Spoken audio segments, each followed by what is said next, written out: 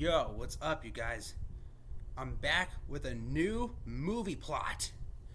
This time, we're going back to 2004, and I'm going to be giving you the plot of Napoleon Dynamite. And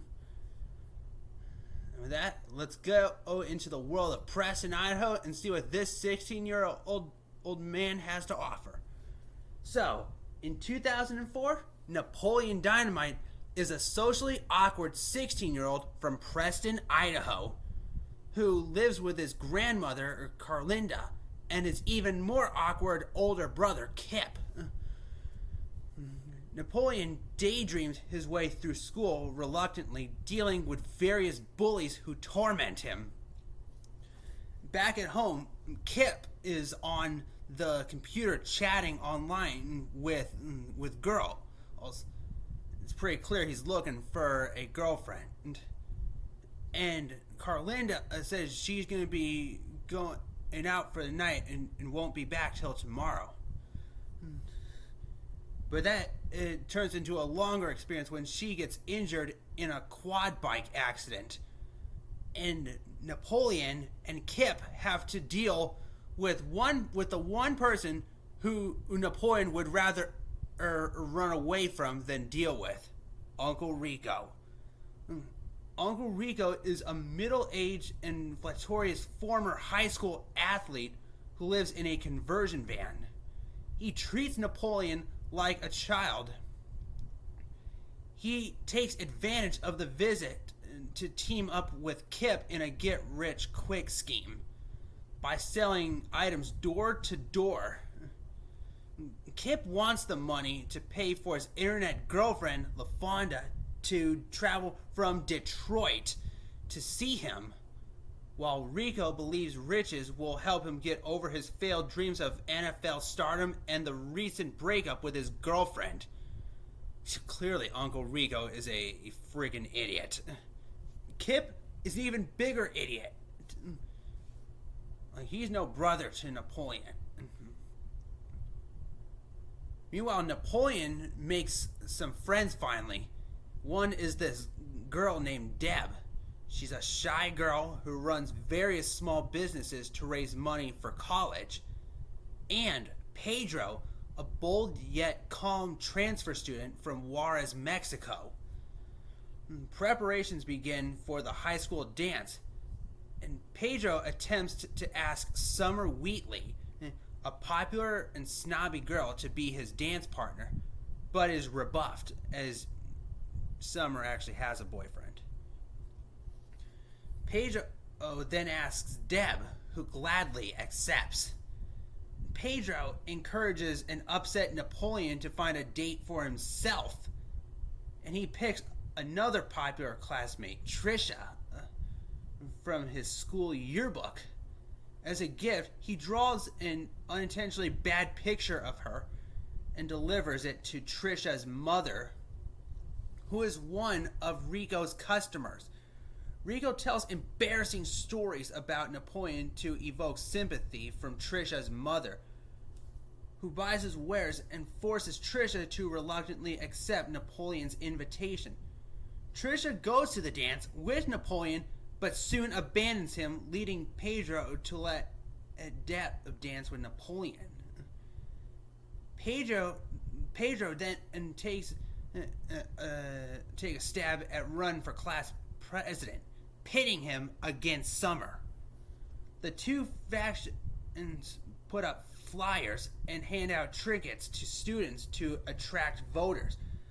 To increase their respect by demonstrating skills, Napoleon and Pedro enter a Future Farmers of America competition, grading milk and cow udders. They do well and win medals, but this does little for their popularity. Incidentally, Napoleon visits a thrift store and buys an instructional dance videotape called Dequan's Dance Grooves. Kip's girlfriend, LaFonda, soon arrives from Detroit and gives him an urban makeover, outfitting him in hip-hop regalia. Seeing that he is learning to dance, LaFonda gives Napoleon a mixtape. That'll come in handy pretty soon. Rico's ongoing sale schemes causes friction with Napoleon as he continues to spread embarrassing rumors about Napoleon to prospective customers. Rico then tries to sell Deb a breast enhancement product, claiming it was Napoleon's suggestion, which causes her to break off their friendship. That becomes the last straw for Napoleon, as he knows who is behind this. But soon Rico's scheme ends after his sales pitch to the wife of the town's martial arts instructor, Rex Kwon Do. Rex goes awry. Rex assaults Rico after unexpectedly arriving during his demonstration of the breast enhancement product.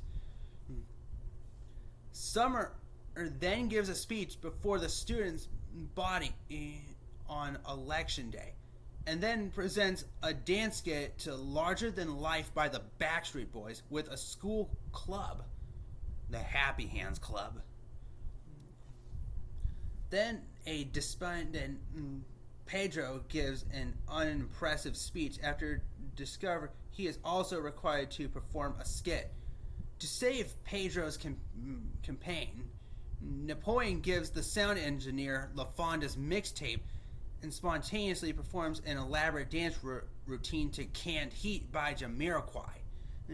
Proving himself to be a skilled dancer, Napoleon's routine receives a standing ovation from students, stunning Summer and her boyfriend, Don.